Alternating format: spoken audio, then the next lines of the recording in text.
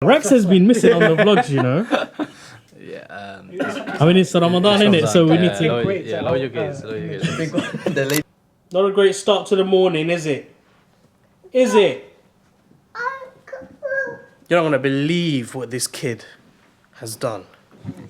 He was playing on my phone, and there's a gap here, right there, and somehow he managed to drop the phone, and it's landed horribly somewhere downstairs. Oh, there it is. I can see it. How many feet is this? Probably what, like 10?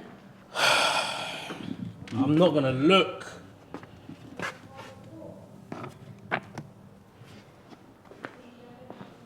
I'm not looking. How bad is it? His phone is practically indestructible.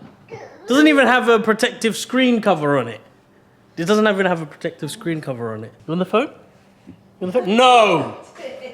No more! No more!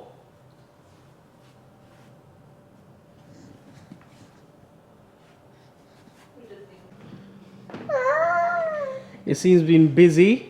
Now, you can usually tell a lot from a baby's drawing, and his first ever painting, which is this one. I'm so proud of you. So proud of you. Say thank you, Baba. No, don't hit. Gentle hands. Ow!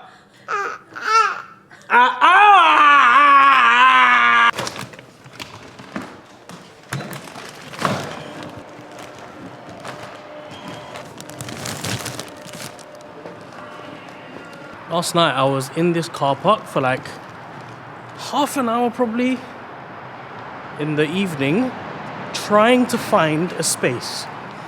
I don't know how this car park got full at 10 p.m. on a Monday night, but I refused to go to level 2, and for good reason too. It's a Tuesday today. Nothing really interesting is, well, nothing on the vlog anyway. Nothing interesting on the vlog is going to be happening. There is a podcast shoot happening in the next 20 minutes. I'm running behind, fashionably late. The routine has been getting a little bit better. I think I'm in a little bit of a flow. And actually, I think my body's just adjusted naturally to the routine that I'm currently on at the moment, which is have a coffee after iftar, or just before Tarawih, have a cup of coffee, and then I'm good until Fajr. And then I get about 5 hours, very rarely 6, about 5 hours sleep, wake up, start the day. I think that's the best, but again, I don't know how sustainable it is. It seems like I am on the road for a disastrous crash, but if it gets me through Ramadan, I'm all good. It's never a good look to be late. 5 minutes late, but still, by the time we start, it'll probably be like 1:20.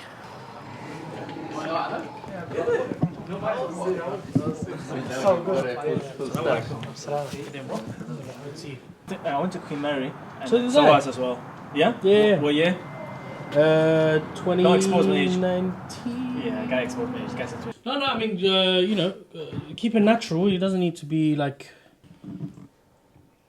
Yeah, but that's a shitty thing. This is like, what is this? Do you know this? We finished off the podcast. It was a really, really good episode. Now the boys are here. We're going to pray with Dhuhr, and then Tanim's got something that he wants to record.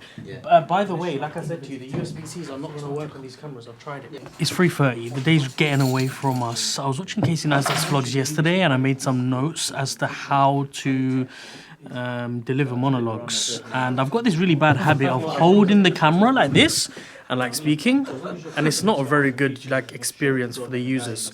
So for this, I just feel like going forward, I think I will be stationing the camera more and speaking into it rather than holding it because, yeah, etiquettes.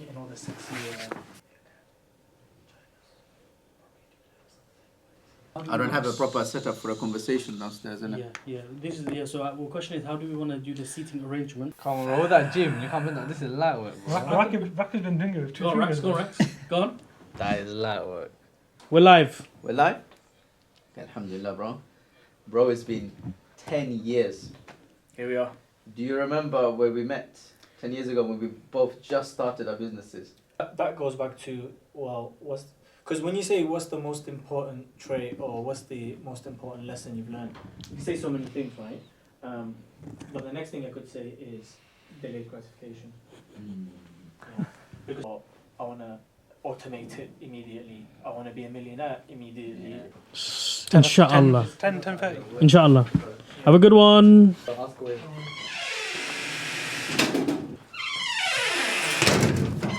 Alhamdulillah, we're just making our way now to iftar. I don't know how the day's just gotten away from us. It's been one of those days which is like, because I woke up so late, I haven't been able to grasp much of it. But we're going for iftar. I know I keep saying we're going for iftar, and maybe I don't want to like ruin the surprise. It makes no difference. I'm not going to be taking the camera with me. We're going to Tanim's for iftar, alhamdulillah. So the journey is going to take around 40 minutes, 38. We're going to get there 5:45. And I haven't prayed Asr, so I'm a little bit concerned, to be honest. This is the problem with rush hour. I'm so glad I'm not going the other way. I mean, look at that. As I sit here in traffic, I wanted to talk about the power of network and the power of having the right group of people around you. You see, about a year and a half ago, I was stuck in a place of going through a repetitive cycle of doing something that I didn't enjoy, of not knowing which direction to take, of just accepting the current situation for what it was. And I've always been curious, and I've always had this bone in my body where I knew something was different about the way that life was presenting itself to me. The perception that I had about life was very different to the perception that most people around me had, and maybe still have. But that wasn't enough to cancel out limiting beliefs, being in the frustrating situation that I was in. And that only changed until I met the right group of people. And these are the people who had the characteristics, the traits, the vision, mental abilities. It wasn't just theory, but they were proving it in practice. They were bringing everything that I perceived about life, everything I perceived about myself, they were living it. And to see that was like a completely different level of empowerment. Sure, you can listen to, inspiring motivational videos, and you can do all the self-development training on yourself, but until you're in the weeds, it's really difficult to see any change or to see a difference. Because you have to think about it like this: you're set up for failure. You've been put in a system to follow a specific route, or to follow a specific group of guidelines. And the moment you try to break away from that, all of a sudden you're penalized for it, or things are made more difficult. But when there's a group of you trying to accomplish that one single thing, and I know I'm being very vague about what I'm talking about. I'm sure you can all take note of what it is that I'm referring to, be it financial freedom, be it the ability to experience independence, be it just a level of, I guess, liberation. That was only achieved when those around me started to live it. And I started to feed from that energy. They say, don't they, that the 4 or 5 people you surround yourself with, you will become a product of that as well. And that's kind of what's been happening in the last year and a half. Every day, sharing powerful conversations, experiencing really empowering life decisions, and just the way that people operate, think, move, react. It's all very... It's so important. And if someday I'm in a position where I have the luxury or I feel that I can give back to the world, that would probably be right at the top of my list of things to go back to and refer to. The importance of having the right circle around you.